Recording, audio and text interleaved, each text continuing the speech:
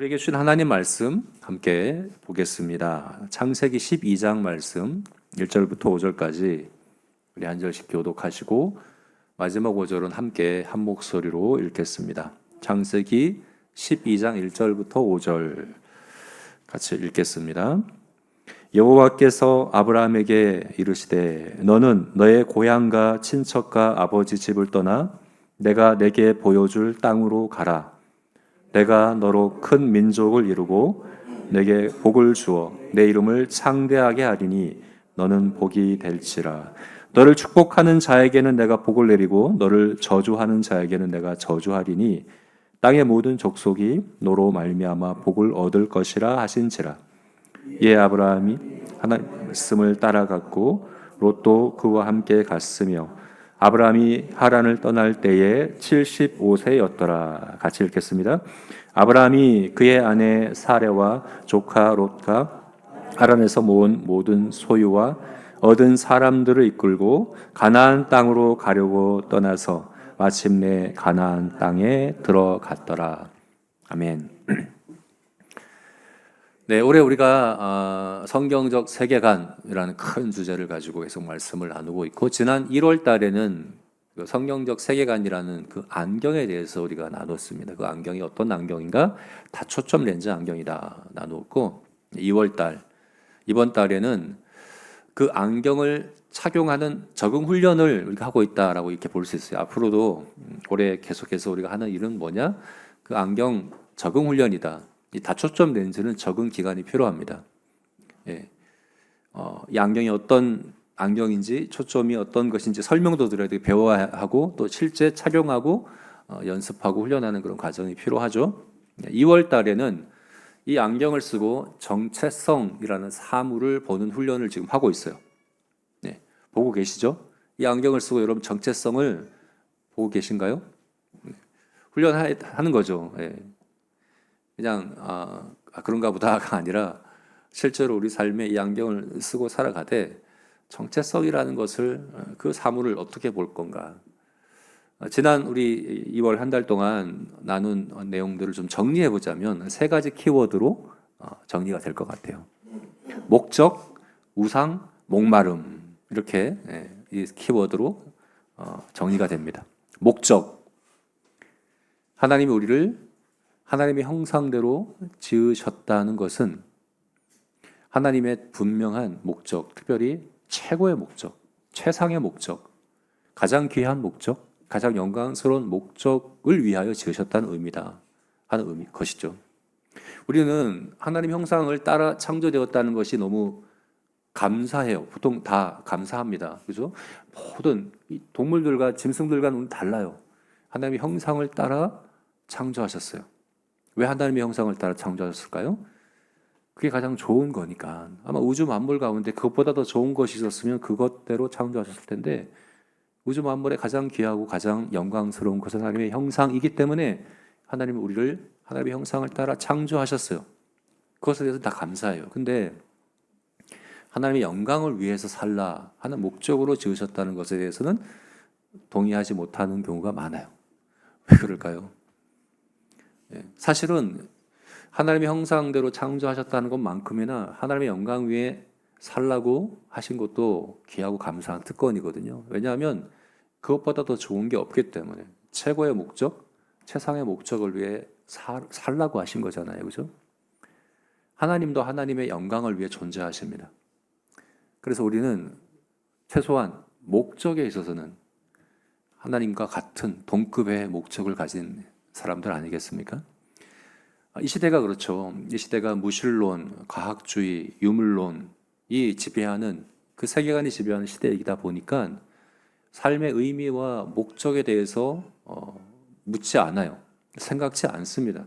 한번 생각해 보십시오. 무신론자들 가운데, 믿지 않는 사람들 가운데 인생의 의미와 목적을 이야기하는 사람이 있는가?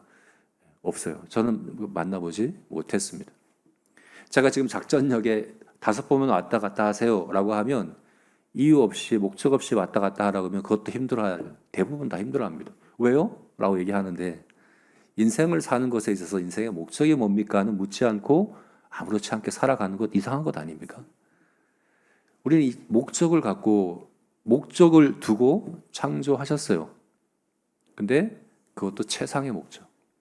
그것보다 더 좋은 목적이 없기 때문에 하나님의 영광 위에 살라고 우리를 지으셨다 하는 것이 첫 번째로 하나님의 형상대로 지으셨다는 우리들의 정체성인 거죠.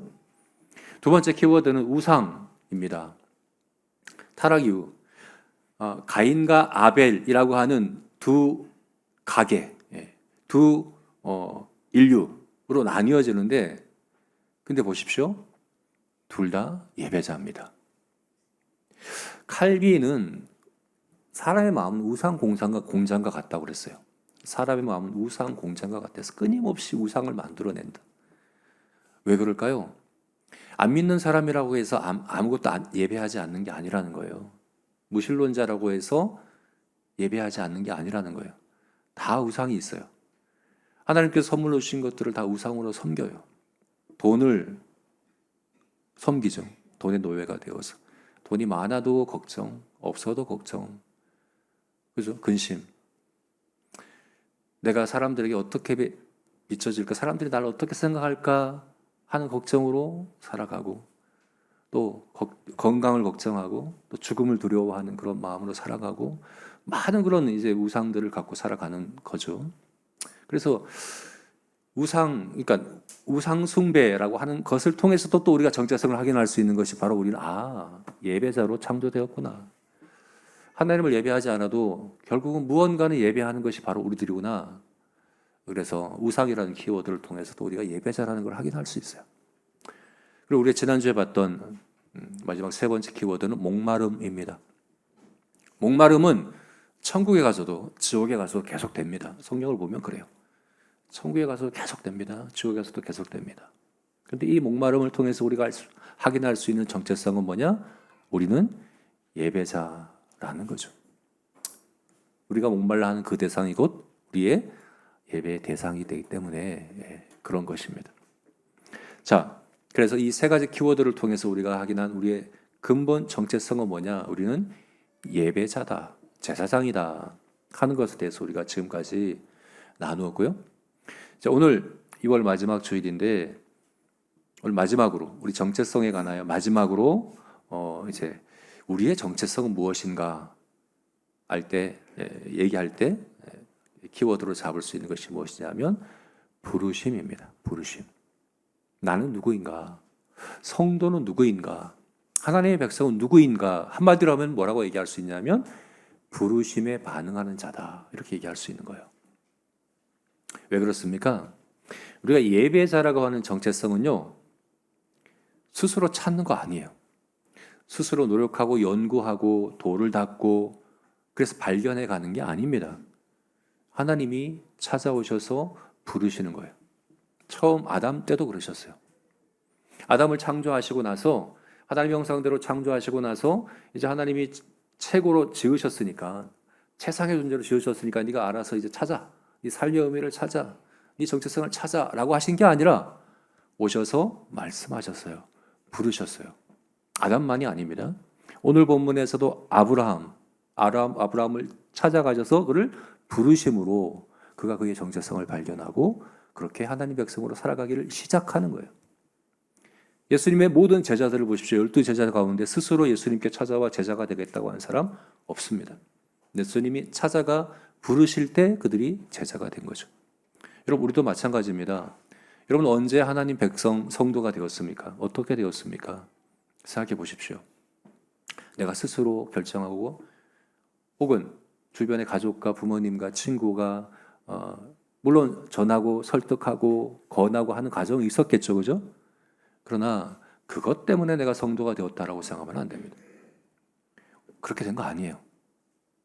하나님이 찾아와 부르셔야 합니다. 하나님이 부르실 때 그 부르심을 신학자들은 어떻게 표현하냐면 효력 있는 부르심이라고 표현을 해요. 효력이 있다는 건 뭡니까? 하나님이 부르실 때는 반드시 그 부르심의 효력이 나타난다는 거예요. 우리 사람이 부르는, 우리가 전도하는 것, 믿으라고 권하고 하나님에 대해서 소개하고 하는 것은 열매가 없을 수 있어요. 청함을 받은 사람은 많으나 하나님께로 오는 사람은 적도다라고 주님께서 말씀하신 것처럼 전도한다고 다 믿는 것 아니에요. 예수님이 전에도 다 믿지 않았어요. 바울이 전에도 다 믿지 않았어요. 그건 효력 있는 부르심이 아니에요. 사람의 부름은. 그러나 하나님이 부르시면 반드시 효력이 나타납니다. 반응합니다. 우리가 아이들을, 그렇죠? 저는 굉장히 위로가 돼요, 이게. 저는 최선을 다하긴 하지만 우리 아이들에게 하나님을 잘 가르치고 전해주고 경건에 대해서 본을 보기도 하고, 그래서 우리 아이들이 정말 성도로, 하나님 백성으로, 예배자로 자랐으면 좋겠어요. 최선을 다하지만, 근데 위로가 되는 건 뭐냐면 우리 아이들이 예배자가 되는 건 나한테 달려있는 게 아니야. 하나님께서 그를 부르셔야 된다는 것입니다. 하나님이 부르셔야 돼요. 그리고 하나님이 부르시면 반드시 예배자가 돼요. 그래서 여러분, 내가 정말 성도인가? 내가 정말 하나님 백성인가? 내가 정말 예배자인가? 어떻게 확인할 수 있느냐? 내가 그 부르심에 반응하는 자인가를 찾아보면 돼요. 내가 하나님의 부르심에 어떻게 반응했는가? 반응하고 있는가를 점검해 보면 됩니다. 오늘 우리가 본문에서 하나님께서 아브라함을 부르시는데, 이 아브라함의 부름에 하나님께서 부르실 때 아브라함이 어떻게 반응하는가, 이 세 가지를 우리가 함께 정리해서 우리가 나눴으면 좋겠습니다. 이것이 바로 우리 자신을 확인할 때, 내가 하나님의 백성, 하나님의 예배자로서의 정체성을 맞나 아닌가 확인할 때 반드시 이 반응이 있어야 돼요. 이거 없으면 성도 아닙니다. 그 세 가지 반응이 뭐냐? 믿음, 순종, 섬김입니다. 믿음, 순종, 섬김입니다. 우리 각각 그 의미를 구체적으로 함께 생각해 봅시다. 먼저 첫 번째는 믿음입니다. 하나님이 부르실 때 그 부르심이 효력 있는 부르심으로 우리에게 들려질 때, 하나님이 그렇게 부르실 때 반드시 믿음이란 반응이 따라오게 되어 있습니다.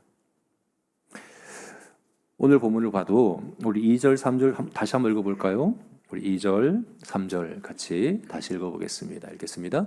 내가 너로 큰 민족을 이루고 내게 복을 주어 내 이름을 창대하게 하리니 너는 복이 될지라.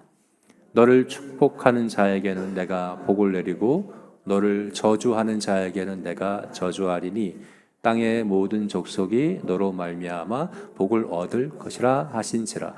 자세히 보시면 2절, 3절 말씀 자세히 보시면 하나님께서 미래형으로 약속을 주시고 있어요. 그죠? 내가 내 이름을 창대하게 하리라. 앞으로 창대하게 할 것이다. 너를 축복하는 자에게 내가 축복하고 저주하는 자에게 저주하리라. 축복하리라, 저주하리라. 하나님이 약속하시는 걸 볼 수 있어요. 하나님이 아브라함을 부르실 때 그 부르심은 약속의 형태로 주어졌어요. 여러분, 왜 하나님이 약속하셨을까요? 사실 하나님은 약속하지 않으셔도 돼요. 하나님의 창조주시기 때문에 그냥 명령만 하셔도 돼요. 선언만 하셔도 돼요. 근데 약속을 하셔요. 13장으로 가서, 한 장 뒤로 가서 13장으로 가면 14, 15, 17절까지 말씀 다시 한번 읽어봅시다. 하나님께서 또 구체적으로 약속을 하세요. 아브라함에게 읽어보겠습니다. 롯이 아브라함을 떠난 후에 여호와께서 아브라함에게 이르시되 너는 눈을 들어 너 있는 곳에서 북쪽과 남쪽 그리고 동쪽과 서쪽을 바라보라. 보이는 땅을 내가 너와 내 자손에게 주리니 영원히 이르리라. 내가 내 자손이 땅에 티끌 같게 하리니 사람이 땅의 티끌을 능히 셀 수 있을 텐데 내 자손도 세리라. 너는 일어나 그 땅을 종과 행으로 두루 다녀보라. 내가 그것을 내게 주리라. 약속하시죠? 두 가지 약속인데 땅을 주리라. 동서남북 네가 보는 이 땅을 너에게 주겠다. 너와 내 자손에게 주겠다. 또 하나는 자손에 대한 약속이죠. 내 자손이 땅에 티끌 같게 하겠다. 티끌같이 많게 하겠다. 약속을 주셨어요. 15장에 가서 다시 한번 약속하십니다. 15장 5절과 7절 말씀 우리 다시 또 읽어보겠습니다. 그를 이끌어 밖으로 나가 이르시되 하늘을 우러러 뭇 별을 셀 수 있나 보라. 또 그에게 이르시되 내 자손이 이와 같으리라. 또 그에게 이르시되 나는 이 땅을 내게 주어 소유를 삼게 하려고 너를 갈대아인의 으루에서 이끌어낸 여호와니라. 다시 한번 그에게 자손에 대해서 땅에 대해서 약속을 주고 있습니다. 여러분, 왜 하나님은 약속의 형태로 아브라함을 부르셨을까요? 계속해서 약속하고 약속하고 약속하실까요? 사실상 여러분, 아브라함은 이 약속한 걸 실제 누리지 못했거든요. 자손은 하늘의 별과 같고 티끌 같이 많게 하겠다고 했는데 사실은 이삭 한 사람, 아들 하나밖에 주지 않았어요. 이 땅은 다 너와 내 자손에게 주겠다고 했는데 막벨라 굴, 무덤으로 사용할 그 땅밖에 소유하지 못했어요. 그 약속한 것을 다 누리지도 못했는데 계속 약속하시는 이유가 뭡니까? 믿음이라는 반응을 위해서죠. 믿음은 바라는 것들의 실상입니다. 보지 못하는 것들의 증거입니다. 믿음은 근본적으로 장래의 은혜에 대한 소망입니다. 앞으로 있을 하나님께서 앞으로 있을 것에 대한 약속을 믿는 것이 믿음이에요. 이렇게 생각할 수 있어요. 믿음은 과거 일에 대한 것도 믿음 아니에요? 예수님이 나를 위해 2000년 전에 십자가에 죽으셨다는 거 내가 믿는데 이건 과거 일이잖아요. 이것도 믿음 아닌가요? 맞아요. 믿음이 해요. 그렇지만 믿음은 거기에만 그치면 안 돼요. 과거의 믿음은 사실 앞으로 장래에 있을 것을 위한 근거로서의 역할을 해요. 한번 생각해 보십시오. 내가 그냥 과거에 예수님께서 2000년 전에 나를 위해 십자가에 죽으셨다는 걸 믿어. 한 그 믿음만 있다고 한다면 어떻게 될까요? 존 파이퍼 목사님이 쓴 장래의 은혜라는 책이 있는데 거기에 이게 잘 표현되어 있습니다. 만약 과거의 사실에 대한 믿음만 갖고 있으면 어떻게 되느냐? 그 신앙생활은 마치 채무자 윤리와 같다라고 이야기를 해요. 채무자 윤리가 뭐냐면 빚진 자로 살은 거예요. 내가 이만큼 빚졌으니까 이걸 갚으려고 하는 거죠. 그렇잖아요. 누가 나에게 선물을 주면 그냥 선물을 그냥 받기만 하고는 못 참는 분들이 있어요. 내가 받았으면 반드시 줘야 돼. 그 선물로 생각하는 거 아니에요. 빚으로 생각하는 거예요. 그죠? 만약에 하나님께서 우리에게 주신 은혜를 내가 갚아야 될 빚으로 생각한다고 한다면 그것은 신앙생활이 아니에요. 은혜가 아니라 하나님께서 나에게 빚으로 줬다고 생각하는 거고 내 공로로 내 노력으로 그 빚을 갚아가는 거 생각하는 건데 그건 신앙생활이 아니라 율법주의입니다. 그건 은혜로 사는 거 아니에요. 그건 믿음이 아니에요. 우리는 2000년 전 예수님께 십자가에 죽으신 걸 믿습니다. 그러나 그것 때문에 내가 갚아가는 삶을 살아가는 것이 아니라 그것 때문에 다시 오셔서 우리를 완전한 의로움과 신령한 몸으로 영화롭게 하실 것에 대한 소망을 갖는 거예요. 영원한 기업, 우리에게 약속된 그 영광의 기업의 풍성함이 어떤지를 바라보는 소망을 갖게 되는 거예요. 장래 일에 대한 약속을 믿는 거예요. 그리고 그 약속에 대한 믿음이 삶을 이끌어가고 지배하는 것이 바로 성도입니다. 그게 바로 하나님의 부르심을 받은 사람들입니다. 여러분, 무엇에 반응하며 살아갑니까? 성도는 하나님의 약속에 반응하며 살아가는 사람들입니다. 하나님의 약속에 반응하는 것이 믿음입니다. 여러분, 믿음도 가짜가 많아요. 그릇된 믿음도 많습니다. 이단들도 믿음이 있어요. 그죠? 나름대로의 믿음이 있어요. 그리고 긍정의 힘, 긍정적 사고를 믿는 사람도 믿음이 있어요. 내가 그거 믿어. 내가 이루어질 줄 믿어. 자기가 원하는 걸 꿈꾸고 그것을 믿는다고 이야기를 해요. 근데 그것은 하나님의 부르심에 반응하는 믿음이 아니거든요. 가짜 믿음이잖아요. 그죠? 하나님의 부름에 반응하는 믿음은 뭡니까? 하나님의 약속의 말씀에 반응하는 것입니다. 그래서 믿음은 반드시 들음에서 비롯되고 들음은 하나님의 말씀으로 말미암는 겁니다. 여러분, 그 부르심에 반응하는 믿음이 있으십니까? 나는 무엇에 반응하며 살아갑니까? 내가 하나님의 백성, 하나님의 예배자, 제사장, 예배자라고 하는 정체성을 갖고 그 정체성으로 살아가는 것이 잘 안 되고 있다면 우리의 믿음을 점검해 봐야 되고 우리의 믿음이 약하고 얕다면 원인은 어디 있겠습니까? 그리고 우리가 성경을 통해 하나님의 약속을 아는 믿음은 내용이 중요합니다. 이 믿음의 내용, 우리에게 주신 이 약속의 말씀을 아는 깊이와 이해가 우리의 믿음의 크기와 깊이를 또 좌우하는 것이거든요. 그러므로 여러분, 하나님의 말씀, 성경을 통해 우리에게 약속하신 하나님의 약속을 믿어야 합니다. 그리고 그 약속에 반응하며 살아가야 합니다. 오늘 본문에 하나님께서 처음 아브라함을 부르실 때 내가 내 이름을 창대하게 하겠다. 너로 말미암아 땅의 모든 족속이 복을 받게 하겠다. 이것만 약속하셨는데 근데 이 약속 안에 사실은 앞으로 펼쳐질 아브라함의 삶에서 일어날 하나님의 모든 은혜와 하나님 모든 복과 역사들이 다 여기 다 농축되어 있어요. 포함되어 있어요. 이것을 하나님이 조금씩 조금씩 풀어 가셔요. 좀 더 구체적으로 약속하시고 또 약속하시고 또 약속하시고 그래서 히브리서 11장을 보게 되면 아브라함이 이것도 행하고 저것도 행하고 저것도 하는데 다 믿음으로 했다, 믿음으로 했다, 믿음으로 했다라고 얘기를 하는 거죠. 그리고 그 약속하신 믿음, 약속을 따라 그 약속한 일을 믿는 믿음으로 살아갈 때 점점 하나님을 더 알게 되고 하나님과 친구와 같은 친밀함으로 살아가게 되고 그렇게 점점 믿음의 사람으로 믿음의 조상으로 성장해 가는 것이 바로 아브라함의 삶이었습니다. 여러분 우리가 하나님의 부르심을 받은 자라면 하나님의 약속하신 것을 믿는 믿음이 있어야 합니다. 이 시간 우리가 우리 자신을 돌아봤으면 좋겠습니다. 내가 정말 하나님의 부르심을 받은 게 맞나? 맞나요? 자신 있게 대답하지 못하신다면 다른 건 없습니다. 다시 성경으로 돌아갑시다. 성경을 그냥 읽지 말고 숙제로 읽지 말고 하나님의 약속을 믿는 또 알고자 하는 그 약속에 반응하고자 하는 그런 마음으로 하나님 말씀 앞에 나아가는 그런 저와 여러분이 되었으면 좋겠습니다. 아멘. 자, 두 번째는 하나님이 우리를 부르실 때 나타나는 그 반응은 뭐냐? 순종입니다.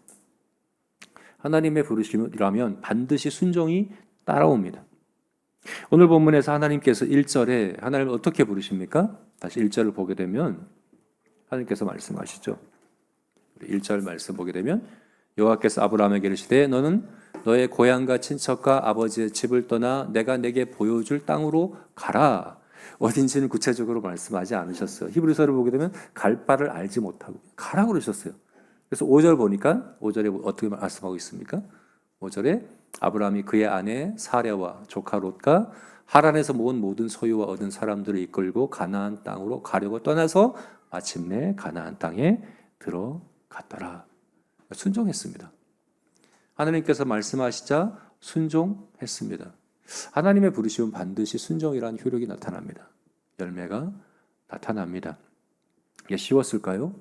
뭐 이사하는 거니까 우리 이사하는 거 뭐 어렵지 않잖아요. 물론 뭐 불편하긴 하겠지만 크게 뭐 위험이 따르거나 큰 결단이 따르거나 그런 건 아니잖아요. 근데 여러분 당신은 그렇지 않아요. 정말 위험한 일이었었어요.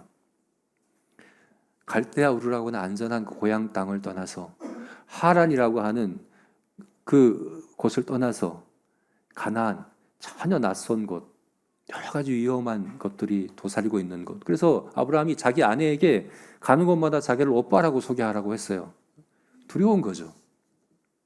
하나님께서 3절에 너를 축복하는 자를 내가 축복하고 너를 저주하는 자를 저주하게 하겠다라는 말씀을 하신 이유가 정말 위험한 곳이기 때문에 그래요. 사람들이 아브라함을 어떻게 대하는가가 굉장히 중요했어요. 그래서 하나님께서 약속하시는 거예요. 내가 너를 보호할 거야. 너를 지킬 거야. 사람들이 너를 어떻게 대하는가 내가 지켜볼 거야. 그렇게 약속하셨어요. 그렇게 보장하신 거예요. 그만큼 위험한 길이었거든요. 낯선 곳이에요. 갈 바를 알지 못해요. 같이 따라가는 사라가 롯이 거기 어디예요? 거기 날씨가 어때요? 거기 어떤 사람들이 살고 있어요? 거기 가서 뭐 먹고 살 거예요? 아브라함은 몰랐을 거예요. 몰라. 하나님께서 가라고 하니까 가는 거야. 간 거예요. 하나님께서 부르실 때 순종합니다. 1858년에 찰스 브론딘이라는 사람이 나이아가라 폭포 위를 외줄 타기로 해서 걸어서 건넜다고 해요.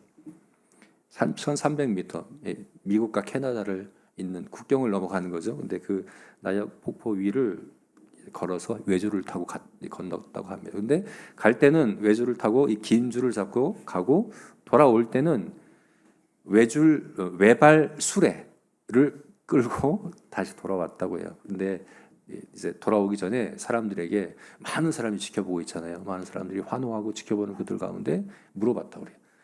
내가 다시 이 수레를 갖고 다시 건너갈 텐데 성공할 거라고 믿습니까? 라고 물어봤더니 사람들이 다 믿는다고 얘기하죠. 외줄 타고 건너왔으니까 기대하면서 믿는다고 얘기합니다. 그래서 그 사람이 그러면 믿는다면 이 수레에 타고 갈 사람 있습니까? 손 들어보세요. 라고 했더니 있을까요? 갑자기 조용해지는 거죠. 안 믿는 거죠. 지적으로만 동의하는 건 믿음 아닙니다. 그리고 여기서 이제 하나님 말씀을 들으며 읽으며 믿는다고 하는데, 내가 하나님의 부르심을 믿는다고 하는데 그 부르심 때문에 순종하는 게 없다면, 내가 하나님 백성으로 부르심에 응답해서 성도가 되어서 변한 게 없다면, 여러분 변한 게 뭡니까? 지난주 설교 듣고 순종한 거 뭐 있습니까? 지난주 한 주간 성경 말씀 읽고 그 성경 말씀 때문에 내가 순종한 거 구체적으로 뭐가 있습니까? 그리고 오늘 설교를 듣고 여러분 뭘 순종하겠습니까? 지적으로만 맞아요, 맞는 얘기예요, 동의합니다, 순종 아닙니다. 그 믿음 아닙니다. 그 하나님 부르심에 응답하는 거 아닙니다. 하나님의 부름에 응답하는 것은 반드시 순종이 다릅니다. 여러분, 아브라함에게 하나님께서 너의 고향과 너의 친척과 너의 아버지 집을 떠나라. 왜 떠나라고 하실까요? 하나님과 우리의 관계는 언약적 관계거든요. 언약적 관계는, 우리가 결혼 관계가 언약적 관계예요. 남편과 아내는 혼인 언약으로, 결혼 서약으로 언약한 관계예요. 그 언약, 약속한 것을 따라서 그 약속을 지켜가기로 약속한 관계예요. 그 관계에는 다른 사람이 끼어들면 안 돼요. 내가 6일을 당신 사랑하고 일주일에 하루는 다른 여자 사랑할게. 아니, 1년에 364일을 내가 당신을 사랑하고 딱 하루만 다른 여자 좀 사랑하면 안 될까 하면 그거는 관계가 깨어지는 거예요. 그게 언약 관계예요. 하나님 우리를 언약 관계로 부르신 거는 하나님이 우리를 그렇게 사랑하시겠다는 거고, 그럼 우리도 하나님께 그렇게 반응해야 하는 것이며, 그러면 떠나야 해요. 양다리를 거치면 안 돼요. 세상과 하나님 나라 양다리를 걸치고 요만큼만 하겠다는 것은 하나님을 거래 관계로, 마치 이 상점 가고 저 상점 가듯이 거래 관계로, 우상은 그렇게 섬겨도 상관없어요. 농사의 신이 따로 있고 장사의 신이, 이 신 섬기고 저 신 섬기고 가능해요. 그러나 하나님은 우리의 언약적 관계로, 우리를 언약 백성으로 약속하시고 약속을 믿는 관계로 부르실 때는 그게 불가능하죠. 그래서 떠나라고 하셔요. 떠나라고 말씀하십니다. 이것이 주님 오실 그 순간까지 계속될 겁니다. 우리가 알고 있듯이 아브라함이 마지막에 이삭을 번제로 드리라 하는 것까지 계속해서 하나님은 떠나라, 비워라 라고 말씀합니다. 쉽지 않죠. 어렵죠. 아들을 번제로 드리는 게 어렵죠. 그죠? 쉽겠습니까? 그러나 그것 때문에 하나님의 주신 가장 귀한 선물인 이삭이 그에게 선물일 수 있는 거죠. 우상이 아니라. 그렇습니다. 그래서 반드시 순종해야 합니다. 우리 11장 말씀 보게 되면요, 바로 앞장인데, 바로 앞장 이렇게 끝납니다. 제가 읽겠습니다. 데라는 아브라함의 아버지입니다. 데라가 그 아들 아브라함과 하란의 아들인 그의 손자 롯과 그의 며느리 아브라함의 아내 사레를 데리고 갈대아인의 우르를 떠나서 가나안 땅으로 가고자 하더니 하란에 이르러 거기 거류하였으며, 이 데라의 아들이 또 한 사람 있죠. 나홀이라고 하는 아들이 있는데, 나중에 보면 아브라함이 이삭을 갈대아 우르로 가서 나홀의 딸, 그죠? 리브가를 아내로 맺잖아요. 그러니까 이 데라가 나홀은 두고 아브라함과 하란을 데리고 같이 가나안 땅으로 출발했어요. 근데 가나안까지 가지 못하고 어디에 머물렀어요? 하란이라는 곳에 머무른 거예요. 하란에 머물러다가 데라는 거기서 죽었습니다. 그리고 하란도 죽었어요. 하란이라는 곳에서 하란도 죽었어요. 그 이후에 하나님께서 아브라함을 부르셨어요. 그래서 아브라함이 조카 롯과 아내의 사라를 데리고 가나안 땅으로 간 거예요. 왜 여기 머물렀을까요? 왜 하란에 머물렀을까요? 절반만 순종한 것이죠. 왜 그랬을까요? 거기까지만, 안전한 선까지만 내 생활에 내가 누리고 내가 행하는 이것들이 이제 불편함을 감수할 수 있는 정도까지만 내가 순종할게요. 라고 하는 거죠. 그죠? 내가 여기까지만 순종할게요. 그건 순종 아닙니다. 그 하나님의 부르심에 반응한 건 아닙니다. 데라는 하나님의 부르심에 순종하지 못했습니다. 우리가 그러거든요. 야, 예수님 믿어도 신앙생활에도 너무 지나치게 하지 마. 여기까지만 해. 더 이상 하려고 하면 안 돼. 여기까지만 해. 네. 그건 순종 아닙니다. 양다리 걸치자는 겁니다. 결혼하는데 다른 사람도 만나겠다는 거예요. 그건 하나님을 우상으로 섬기겠다는 거죠. 그건 불가능한 겁니다. 하나님이 떠나라 하실 겁니다. 순종하라고 하실 겁니다. 어떻게 해야 될까요? 순종해야 합니다. 그래서 내가 하나님의 부르심을 받은 게 맞는가? 내가 하나님의 부르심에 반응한 게 맞는가는 내가 순종이 있는가 하는 것을 통해서 알 수 있습니다. 내가 뭘로 이해하고 지적으로 동의하고가 아니라 실제 내가 삶에 순종을 하고 있는가? 하나님께서 말씀하시는 것까지 절반만이 아니라 완전하게 순종하고자 하고 있는가를 통해서 알 수 있는 거죠.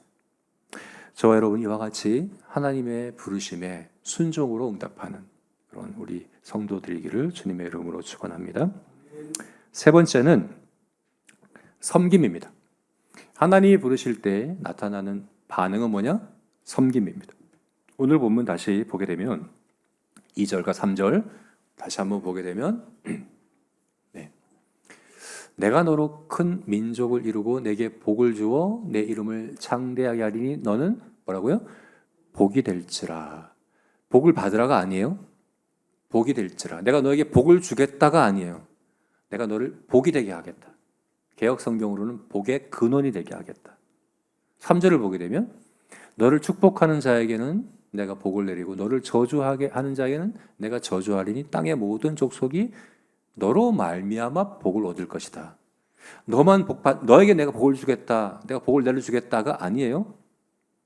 너로 말미암아 모든 사람이 복을 받게 하겠다라고 말씀하시는 거죠. 그래서 여러분 하나님이 우리를 부르실 때 어떤 일이 일어납니까? 나로 말미암아 다른 사람들도 복을 받게 되는 것이죠. 그래서 우리가 하나님의 예배자로 세워지면요, 내가 하나님의 부르심에 응답해서 믿고 순종하여 하나님의 예배자가 되면 더 나은 남편이 됩니다. 더 나은 아빠가 됩니다. 더 나은 목사가 됩니다. 더 나은 직원이 되고, 더 나은 사장이 되고, 더 나은 이웃이 되고, 더 나은 지체가 되고, 다른 사람들과 관계에서 더 나은 복의 통로가 되어져야 하는 겁니다. 하나님께서 우리에게 복을 주실 때는 사명으로 주셔요. 하나님의 복은 항상 사명으로 안전하게 포장되어서 와요. 왜냐하면 사명으로 포장되지 않은 복은 우상이 되기 쉽습니다. 하나님 복으로 주시는데 우리는 우상으로 삼아서 그것을 악용하기가 쉬운 거죠. 그래서 항상 안전하게 사명이라고 하는 포장지로 포장해서 우리에게 복을 주시죠. 그래서 우리는 소유에 욕심내는 게 아니라 사명에 욕심내는 게 맞는 거죠. 오프라 윈프리가 쓴 이것이 사명이다라는 책에 있던 글 저번에 제가 읽어드렸었는데 다시 한번 읽어드릴게요. 남보다 더 가졌다는 것은 축복이 아니라 사명이다. 남보다 아파하는 것이 있다면 그것은 고통이 아니라 사명이다. 남보다 설레는 꿈이 있다면 그것은 망상이 아니라 사명이다. 남보다 부담되는 어떤 것이 있다면 그것은 부담이 아니라 사명이다. 남보다 하나님께서 나에게 주신 것이 있다면 그게 소유이든 부담이든 아픔이든 기대든 책임감이든 그것은 사명입니다. 사명으로 이해해야 합니다. 섬김으로 순종해야 하는 것이죠. 그죠? 그렇지 않다면 점검해 보십시오. 난 하나님의 부르심을 받은 게 맞는가? 난 착각하고 있는 건 아닌가? 점검해 봐야 합니다. 내가 하나님의 부르심을 받은 게 맞다면 하나님은 나에게 복을 주시되 그냥 복을 주시는 게 아니라 복의 통로가 되게 하셔서 섬기도록 하신다는 사실들을 우리가 기억하고 하나님의 부르심에 합당하게 반응함으로 사명자로 살아가는 그런 저와 여러분이 되었으면 좋겠습니다. 아멘. 말씀을 맺겠습니다. 네, 이제 우리가 정체성이라고 하는 이 사물을 성경적 세계관으로 안경으로 보는 것을 이제 마치는입니다. 성경적 세계관으로 올 때 우리는 어떤 사람들입니까? 부르심에 반응한 자입니다. 하나님이 부르셨다면 반드시 믿음으로, 순종으로, 섬김으로 반응하는 자여야 합니다. 이게 얼마나 귀한지요, 그죠? 이게 잘못되면 여러분 우리는 정체성 혼란 가운데 계속 삶이 흔들릴 겁니다. 그러나 이 확고한 정체성 가운데 하나님 백성으로 살아갈 수 있는 길이 뭡니까? 이 부르심에 이렇게 반응하면 돼요. 하나님의 말씀에, 하나님의 약속에 믿음으로 반응합시다. 하나님의 말씀에, 하나님의 명령에 순종합시다. 구체적으로 순종합시다. 하나님의 부르심에 섬김으로 사명을 이뤄간 그런 저와 여러분 되시기를 주의 이름으로 축원합니다. 아멘.